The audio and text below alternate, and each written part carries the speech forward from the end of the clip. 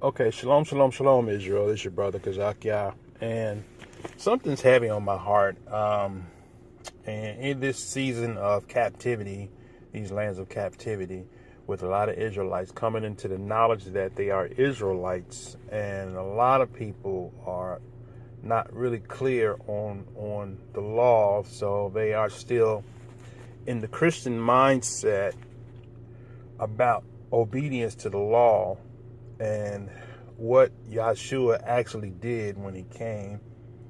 And so the first thing, or I get constantly people on videos quoting this passage here, James 2:10, just quoting this one verse, which really is kind of nerve-wracking to hear people repetitiously regurgitate a sound bite without having read the full thing and understanding what the whole thing is about. But where it says in James 2:10, for whosoever shall keep the whole law, yet offend in one point, he is guilty of all. And that's used as a reference to say you can't keep the whole law, so don't even try to keep the whole law, which is ridiculous and silly.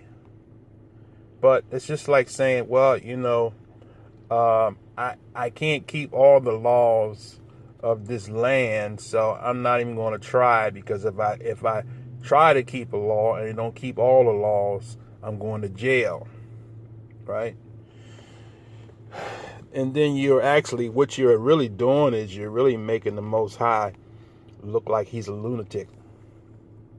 Because if the Most High would give a nation of people rules and regulations and instructions that he know they can't keep, then what are you making him the Most High out to be? Some psychopathic supreme being who's setting people up for failure? This is ridiculous that people say that and utilize James 2:10 as the preference for or precedent for saying that you can't keep the law, right?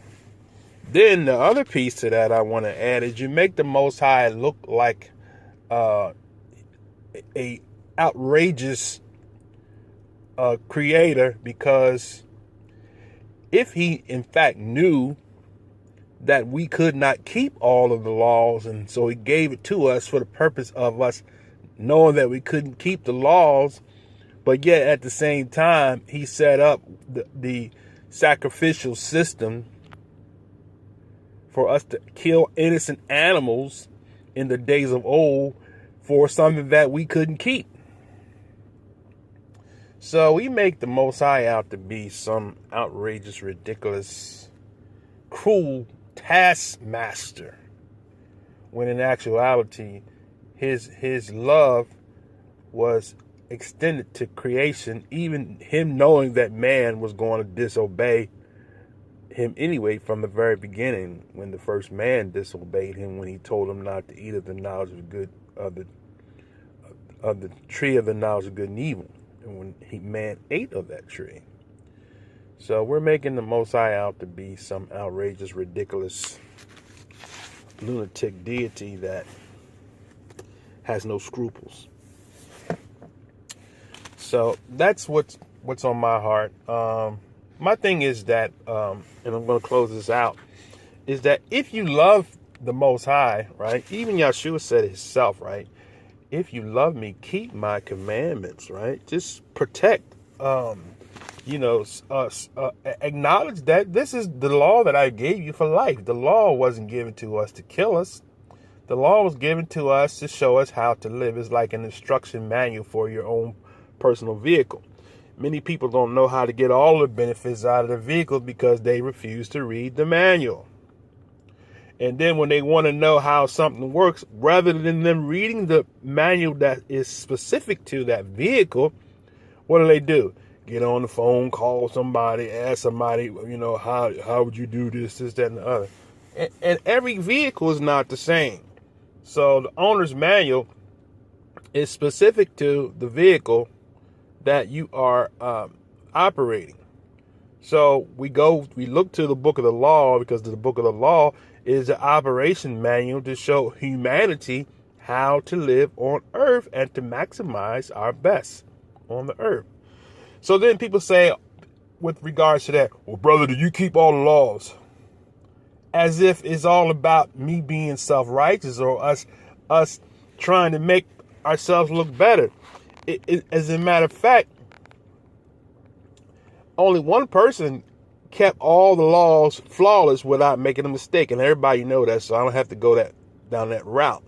But at the same time, the Most High knows that we're human because we were born in sin, right? He knows that. So no one is going around saying, I keep all the laws. That's why the Most High offered his grace in the sacrificial system, as well as the Messiah being the true image that the sacrifices are a reflection of.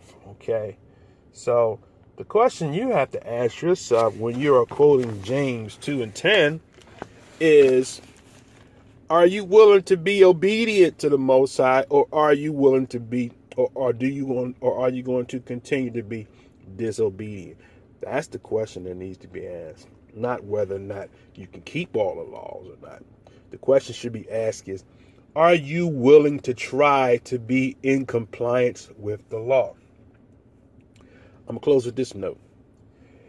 If a police officer pulls you over and goes to cite you a ticket for speeding, or for running through a stop sign, or for running through a red light, or any other traffic violation, the police officer pulls you over, and if you was to fight the police officer, what's going to happen?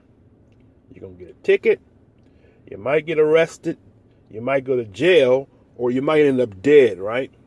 But now, if the police officer pulls you over and you are apologetic and you say, police officer, I know I was in the wrong, I broke the law, please, I'm at your mercy, please give me a break. I won't do it again, I promise. I'll make sure that I follow according to the rules or the laws of the road.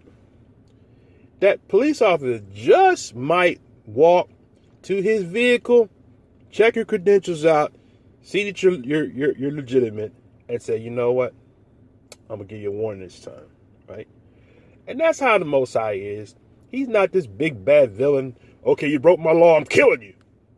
No, he's always been merciful and gracious and compassionate, even knowing that we are human and going to fall short of his glory, but yet still his love is so great to us that even when and if we do fall, we still have an advocate with the Father.